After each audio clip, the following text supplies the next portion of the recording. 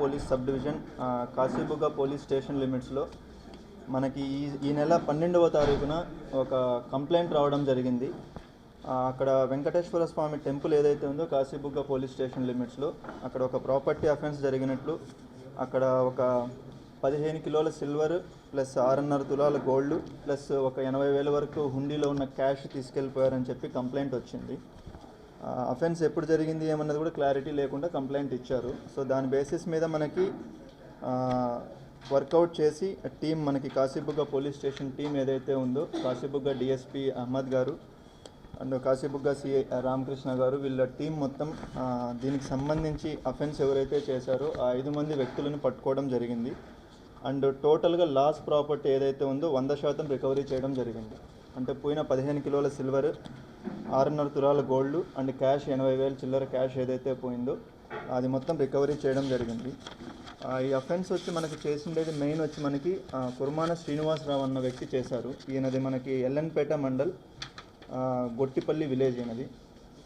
ఈయనతో పాటుగా సవర భోగేష్ గారు and Savara Sudarshan Rao. So వీళ్ళు ఈ ముగ్గురు కలిసి అఫెన్స్ చేశారు. వీళ్ళకి మొత్తం కోఆర్డినేషన్ అంతా చేసిండేది దార రమేష్ కుమార్ అన్న వ్యక్తి చేశారు. అండ్ ఈ ప్రాపర్టీ మొత్తం తీసుకొని వెళ్ళి వీళ్ళు చక్రధర్, పుల్లేటు గుర్తి చక్రధర్, ఈయన హీరమండలంకి సంబంధించిన వాళ్ళు. సో వీళ్ళ దగ్గర పెట్టడం జరిగింది. ఈ 5 మంది కలిసి ఈ ఎల్ఎన్పేట హీరమండలంకి సంబంధించిన వీళ్ళు కలిసి ఈ అఫెన్స్ చేయడం జరిగింది. దీనికి మెయిన్ వీళ్ళ ఎంఓ ఏంటంటే, మనకి గూగుల్ ఇమేజెస్లో చూసి ఫొటోస్ ఏవైతే దేవుడి బొమ్మలు బాగా ఉంటాయో లేదా ఆర్నమెంట్స్ ఎక్కువ ఉంటాయో అవి చూసి ఆ టెంపుల్ పైన రెక్కీ చేసి చేయడం జరిగింది. వీళ్ళు 3వ తారీఖున రెక్కీ చేశారు ఆ టెంపుల్ దగ్గర.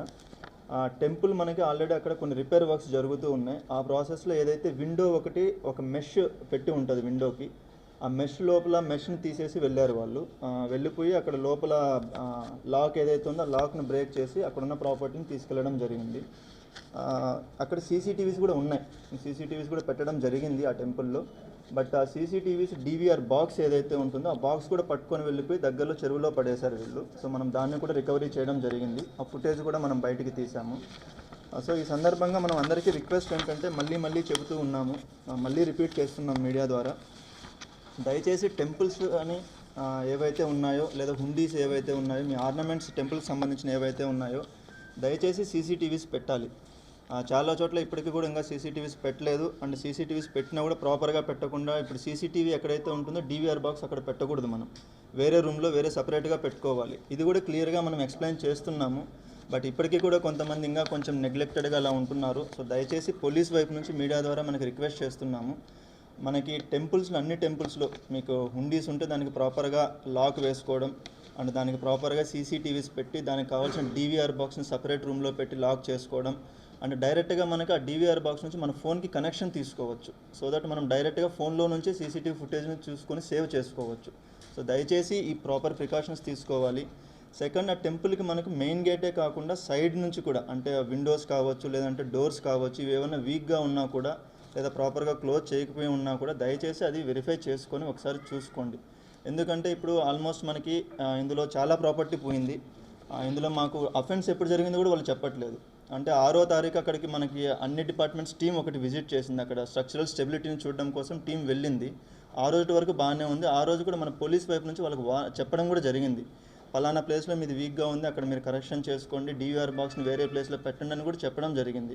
బట్ స్టిల్ వాళ్ళు దాన్ని చేయలేదు దాన్ని. సో దానివల్ల ప్రాబ్లం ఏమొస్తుందంటే, ఇప్పుడు 5 రోజుల్లో 6 రోజుల్లో అఫెన్స్ ఎప్పుడు జరిగింది కూడా వాళ్ళు చూసుకోలేదు. సో మనం టెంపుల్ ప్రీస్ట్ ఎవరైతే ఉంటారో అక్కడ ఉన్న అర్చకులు కావచ్చు లేదా టెంపుల్ ఓనర్స్ కావచ్చు లేదా ఎండోమెంట్ డిపార్ట్మెంట్ కావచ్చు, సో మన రిక్వెస్ట్ ఏంటంటే మీరు సీసీటీవీస్ని ప్రాపర్గా పెట్టుకోండి అండ్ ఆ సీసీటీవీస్ యొక్క డివిఆర్ బాక్స్ని ప్రాపర్ ప్లేస్లో పెట్టుకోండి. దాన్ని మన మొబైల్కి కానీ లేదా సిస్టమ్కి కానీ డైరెక్ట్గా మనము యాక్సెస్ తీసుకోవచ్చు. తీసుకొని అక్కడ నుంచి ఫుటేజ్ని కూడా మనము రెగ్యులర్గా మానిటర్ చేసుకుంటూ ఉండొచ్చు. సో దయచేసి ఈ మినిమం ప్రికాషన్స్ తీసుకోవాలని చెప్పి రిక్వెస్ట్ చేస్తున్నాం. దీంతో పాటుగా మెయిన్ ఈ మిడిల్ సైజ్ టెంపుల్స్ కానీ లేదా మేజర్ టెంపుల్స్ ఏవైతే ఉంటాయో అక్కడ సెక్యూరిటీ గార్డ్ని కూడా కంపల్సరీ పెట్టుకోవాలి. ఈ టెంపుల్లో కూడా ప్రైవేట్ సెక్యూరిటీ గార్డ్ ఎవరైతే ఉన్నారో అతను ఒక పర్సన్ ఉన్నారు, ఆయన ఒకరోజు వస్తున్నారు, ఒకరోజు రావట్లేదు, ఒకరోజు కొద్దిసేపు ఉంటున్నాడు, వెళ్ళిపోతున్నాడు, ఇవన్నీ ప్రాబ్లమ్స్ ఉన్నాయి. సో దయచేసి అది ఒకటి మనం రిక్వెస్ట్ చేస్తున్నాం. ఎందుకంటే సీసీటీవీల కాస్ట్ పెద్ద అవ్వదు, 5,000 నుంచి 10,000లో సీసీటీవీ వస్తుంది.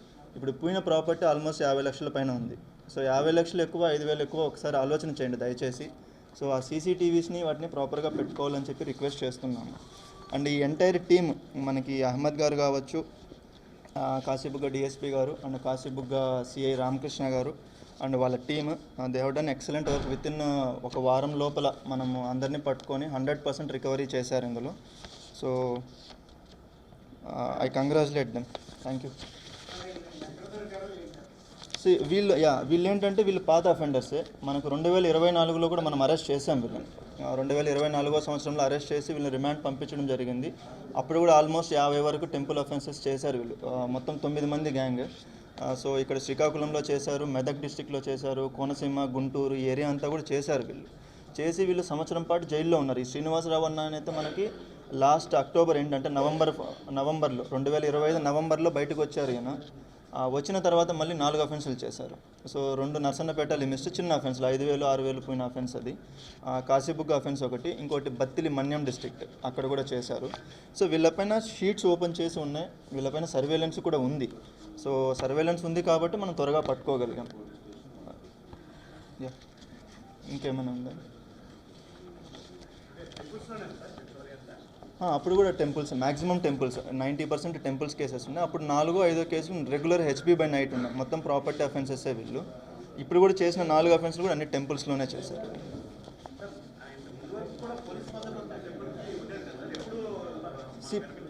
పోలీస్ బందోబస్తు అన్నది మనకి అక్కడ ఏంటంటే ఒక పర్టికులర్ ఇన్సిడెంట్ జరిగిన తర్వాత అప్పుడున్న సిచ్యువేషన్ ప్రకారం అక్కడ మనకి either law and order issue రావచ్చు అన్న పర్పస్లో మనం అక్కడ పెట్టాం. ఆ టెంపుల్ ఓనర్ ఎవరైతే ఉన్నారో ఆయన సేఫ్టీ కోసం అక్కడ మనము సెక్యూరిటీ ఇచ్చిన మాట వాస్తవం. బట్ ఆ తర్వాత సిచ్యువేషన్ మనకి కంట్రోల్ వచ్చిన తర్వాత అది ఆల్మోస్ట్ మనకి నవంబర్లోనే మనము అక్కడ నుంచి విత్డ్రా చేసాం. అది రీసెంట్గా చేసిన విత్డ్రా కాదు, ఎందుకంటే ఒక పేపర్లో ఏదో రాశారు 5 రోజుల ముందే తీశారు అని చెప్పి రాశారు. అది కరెక్ట్ కాదు. మనకి నవంబర్లో మనకి ఇన్సిడెంట్ జరిగిన తర్వాత నవంబర్ ఎండ్లోనే మనం తీసేసాం. ఎందుకంటే అప్పటికి సిచ్యువేషన్ కంట్రోల్లోకి వచ్చింది కాబట్టి. అప్పటి నుంచి టెంపుల్ కంప్లీట్గా మనకి ఆ పర్సన్ ఎవరైతే ఓనర్ ఉన్నారో ఆయన కంట్రోల్లోనే ఉంది.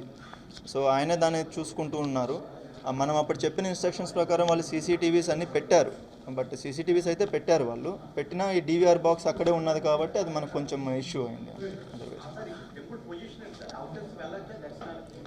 అది మనకు 6వ తారీఖున టీం విజిట్ చేశారు. అన్ని మల్టీ డిపార్ట్మెంట్ టీమ్స్ అక్కడ ఆర్డీఓ గారు, డిఎస్పీ గారు అందరూ విజిట్ చేశారు. అండ్ మనకు R&B ఇంజనీర్స్ కావచ్చు అందరూ. మనకి ఆంధ్ర యూనివర్సిటీ నుంచి ఒక టెక్నికల్ టీం విజిట్ చేయవలసి ఉంది. బికాజ్ మనకి ఆ టెంపుల్ స్ట్రక్చర్ ఎలా ఉంది అంటే పైన టెంపుల్ ఉంది, కింద మొత్తం హాలో స్ట్రక్చర్ ఉంది, అంటే కింద మొత్తం గ్యాప్ ఖాళీగా ఉందన్నమాట.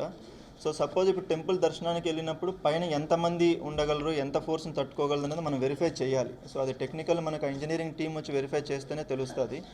రిమైనింగ్ మనకి క్యూ లైన్స్కి సంబంధించి దానికి సంబంధించి కూడా వాళ్ళు మ్యాక్సిమం వర్క్ ఫినిష్ చేశారు. సో వన్స్ ఆ వర్క్స్ అన్ని ఫినిష్ అయిన తర్వాత అది పబ్లిక్కి యాక్సెస్ ఇచ్చేస్తారు. సో అది వాళ్ళ వైపు నుంచి పెండింగ్ ఉంది. అండ్ మనకి ఆంధ్ర యూనివర్సిటీ నుంచి ఒక ఇంజనీరింగ్ టీం విజిట్ చేయవలసి ఉంది. ఆ 2 కంప్లీట్ అవ్వగానే వాళ్ళు ఇచ్చే రిపోర్ట్ బేసిస్ మీద పబ్లిక్ యాక్సెస్ ఇవ్వడం అనేది జరుగుతుంది. సస్పెక్ట్ షీట్స్ అది సరుబుజిలి పోలీస్ స్టేషన్, ఎందుకంటే వీళ్ళు లోకల్స్ టు ఎల్ఎన్పేట కాబట్టి మనకి సరుబుజిలి పోలీస్ స్టేషన్ లిమిట్స్ వస్తుంది. సో వీళ్ళంతా ఓకే, ఎల్ఎన్పేట, హీరమండలం ఈ రెండింటికి సంబంధించిన ఏంటండి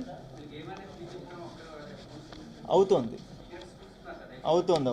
కౌన్సిలింగ్ అవుతోంది. వీళ్ళు బయటకు వచ్చింది కూడా నవంబర్లోనే వచ్చారు. 2025 నవంబర్లో బయటకు వచ్చారు. అక్టోబర్ 27, 28 వచ్చారు ఈయన. సో వచ్చిన తర్వాత కొద్ది రోజులు ఉండి మళ్ళీ డిసెంబర్ నుంచి మళ్ళీ స్టార్ట్ చేసేసారు. మొత్తం 4 కేసులు ఏదైతే పోయాయో అంతా రికవరీ చేశారండి. Narasannapeta police station limits, Kashibugga and Battili Manyam district. ఈజీగా ప్రాపర్టీ ఈజీగా దొరుకుతుంది, అమ్మితే డబ్బులు వస్తాయి, డబ్బులతో ఎంజాయ్ చేయొచ్చు, సింపుల్.